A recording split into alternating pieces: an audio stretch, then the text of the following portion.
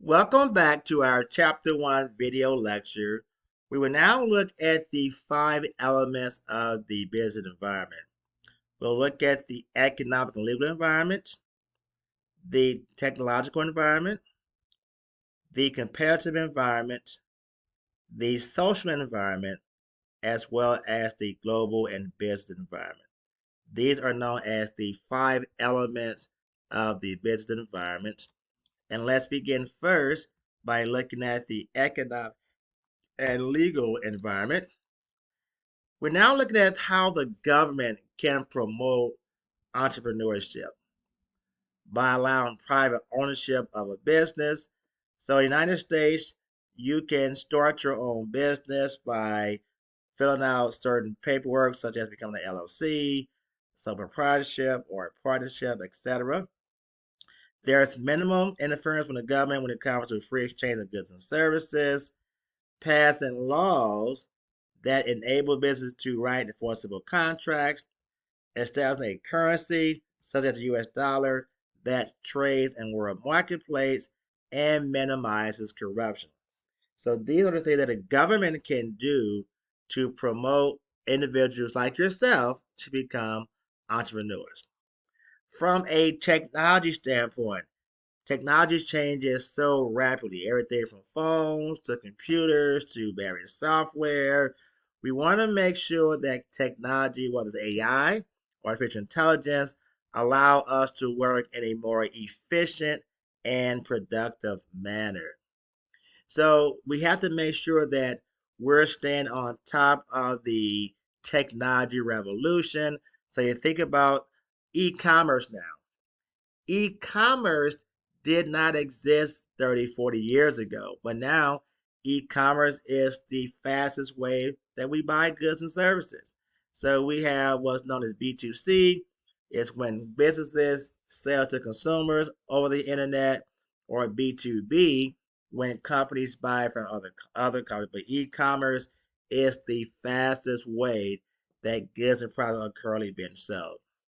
Databases, the cloud is electronic storage file for information. So now, rather than having a physical storage drive like companies or saving things in the cloud, everything is done so that there is electronic storage file rather than a hard copy.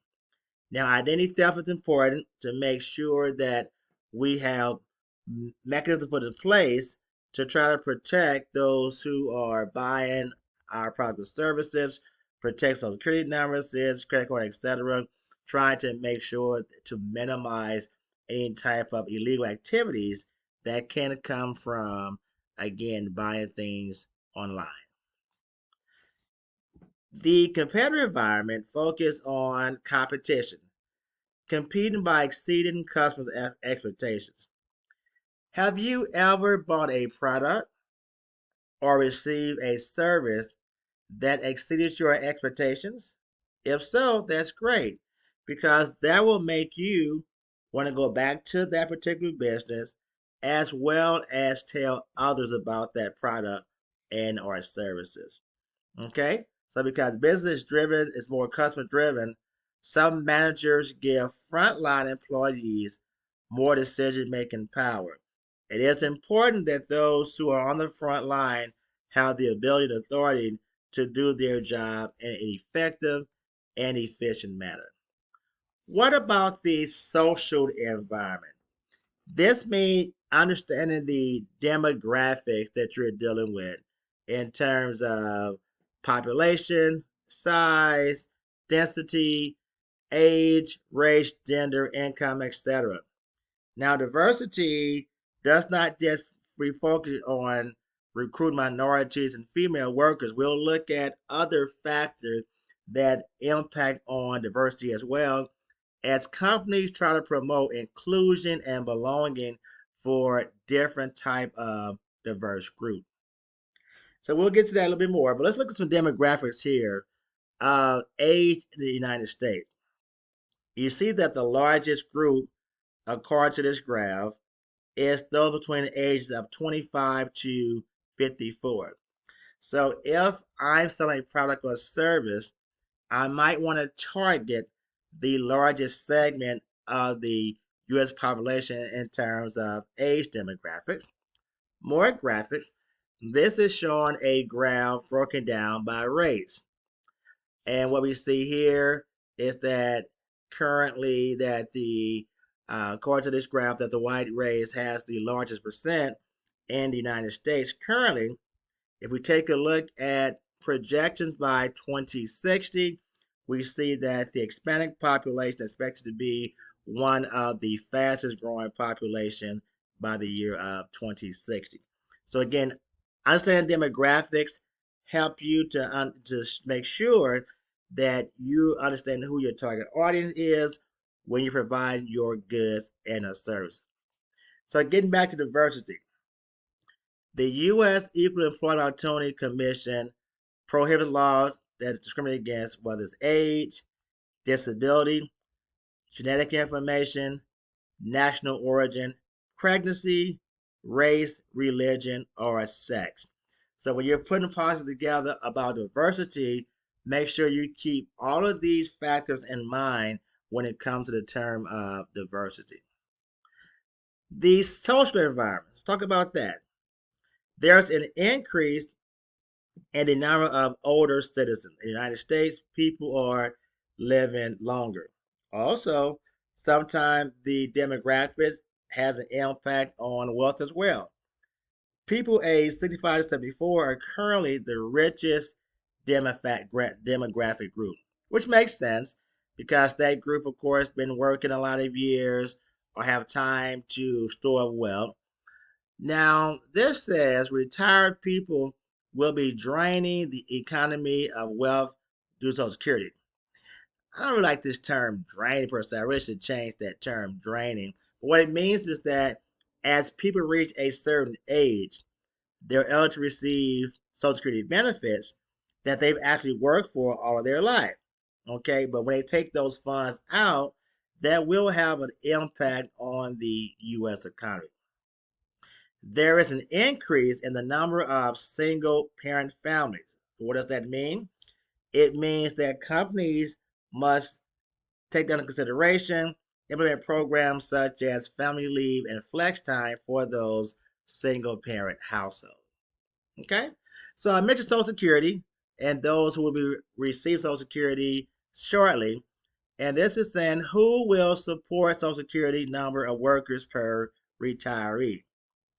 So what this is showing, and this trend is not good, in the 1950s, there were about 7 workers per retiree received Social Security.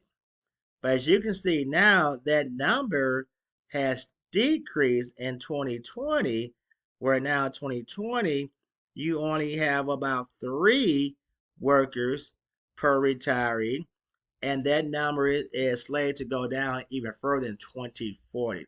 That's why you may hear when people say there's a possibility that Social Security may not be available in the really upcoming future. And that's because you don't have as many people put into Social Security as you would have those taken out of Social Security. Okay? Technology environment, the rise of Gen Zs. Gen Z, stand up. Gen Zs are those born after the mid 1990s. You're considered to be Gen Z. They will be the largest group of consumers in the world. So marketers need to make sure that you are providing products and services that will target this Gen Z generation. Okay? Next, look at the global environment. So globalization has grown due to efficient systems and communications such as the internet. So think about it. Now pretty much you can buy a product from anywhere in the world thanks to the internet. So globalization, most companies now are global where they don't just sell products in the local United States, but they sell products all over the world. War and terrorism has impacted us, excuse me, but in a negative fashion. They have drained trillions of dollars from the U.S. economy because of the cost of war. Money was diverted to the war effort. Those funds take away from the cost of insurance and security. Now, it has been rumored, I don't know this be the case for sure, that Social Security funds have been used in the past to fund the war. Is that true? Oh no, we'll see. The global environment means a business expands to serve global markets, but new jobs are also created. So as companies expand to the global market, it does mean the creation of new jobs. So I'm wondering, have you ever considered working in a country outside of the US? Okay, think about it. How does global change affect you? Rapid changes create a need for continuous learning. So, what you learn is that if you're going to work in a global environment, you must not only understand how business work in, say, the United States, but also in other countries. Now, let's talk about the ecological environment, such as climate change. As you all know, global warming, it is getting warmer in a lot of different places, and that's having an impact on a lot of different things, sometimes in a negative fashion. Greening is the trend towards saving energy and producing products that cause less harm to the environment. So we try to save the environment by putting greening more in process. Okay? We're almost done. Next, we have the evolution of the U.S. business. So, in the 1800s, agriculture and manufacturing led the U.S. economy. As technology became more prevalent, that led to fewer farmers with larger farms. Industrialization in the 19th and 20th century moved jobs from farms to factories. As technology improved productivity, fewer workers were needed in factories. So what we're saying that because of technology, we have improved upon how we do things to become more productive. But what that meant is that we've needed fewer employees to do those jobs. Now, the service industry is booming in the United States. Since the mid 1980s, generated almost all increases in terms of employment.